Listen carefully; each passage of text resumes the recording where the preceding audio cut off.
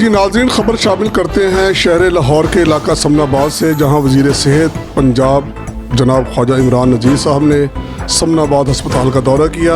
इनके हमरा जनाब हाफिज़ मियाँ मोहम्मद नुमान साहब, जनाब खालिद खोकर साहब MPA, मियाँ मोहम्मद तारिक साहब साबिक़ डिप्टी मेयर और मारूफ मुस्लिम लीगी रहनुमा राजा हफीज़ अहमद मौजू के साथ अस्पताल के MS भी शामिल थे।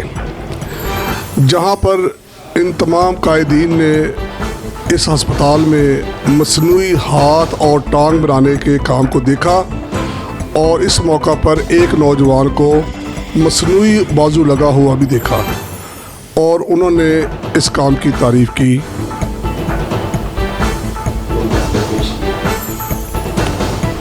और उन्होंने उस नौजवान को जिसको मसनूई हाथ लगाया गया था ख़ुसूसी गुलदस्ता पेश किया।